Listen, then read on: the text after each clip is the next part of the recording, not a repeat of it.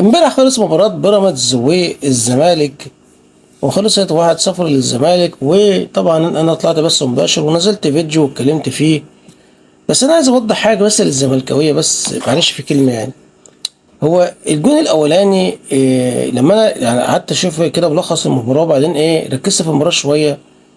انا شايف ان الجون الاولاني هو الجون التاني يعني. وده اتحسب تسلل، وده ما اتحسب ما ده ما اتحسب تسلل. طب هو ده اتحسب تسلل ليه وده ما اتحسب تسلل ليه؟ ما هو يا عم الحاج. ايه وجه الاختلاف يعني؟ ما اما الاقي الاثنين يتحسبوا جون، يا اما الاثنين يتحسبوا تسلل. انتوا هتهبلوا ولا ايه؟ انتوا شاربين ستروكس ولا ايه؟ دي حاجه. الحاجه التانيه برضو اللي يعني لما شفت الجون الاولاني والجون التاني، اللي الجون اللي اتحسب تسلل والجون ما اتحسبش تسلل، افتكرت وقعت امام عاشور 2-0. جون امام عاشور في نهائي كاس مصر ايام ترك الشيخ، لما كان في الحكم جولدبرج وبعدين جاب وليد سليمان ادى الكره لامام عاشور، فجاب باين لي بالسمانه بتاعته ولا بالحته اللي هي القصبه بتاعت رجليه. كان متعب شلبي بيعلق، وكان جنب واحد مش فاكر اسمه. قاعدين كانوا قاعدين على القهوه ساعتها بيشربوا 2 قهوه. اوه الله.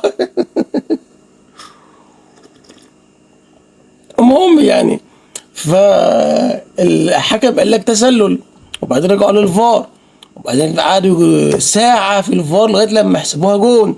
وبعدين رضا عبد العال طلع قال لك ايه بالكراسة، ايه تسلل ولا مش تسلل؟ بالكراسة، بالكراسة وشهد شاهدوا من أهلها. حموا ميتين أبونا بقى يا جماعة بقى. دلوقتي بقت جون، ويطلع واحد اسمه العم زبور يقول لك يا عم حتى لو احنا اتجاملنا يعني، ده انت يعني لو اتجاملنا في مباراه بيراميدز والزمالك يعني الزملكاويه يعني، ده انت يا اهلي 45 دوره حرام. ده انت كل بطولاتك هو مفيش الا الاسطوانه ديت. اغنيها لكم انا عشت حرام في حرام، انا عشت حرام في حرام. انتوا هتقبلونا يا جماعه ولا إيه؟ فيا ابني، وبقى في ضربة جزاء لبيراميدز بس حسبتش. ما شفناش بتوع بيراميدز طلعوا قعدوا يجعروا زي ما بيطلعوا مع النادي على النادي الاهلي. ما شفناش حماس ولا لعب من بيراميدز. ما شفناش اعتراضات، ما شفناش اي منكش في البلانكش. يا عم مالكوا في ايه يا عم؟ هيجوا على ماتش الاهلي ورب الكعبه هيقلبوا ريال مدريد بقى وبرشلونه بقى وبايرن ميونخ بقى لعبت بيراميدز بقى. ده اللي كنت عايز اقوله يا جماعه. يلا مبروك للزمالك.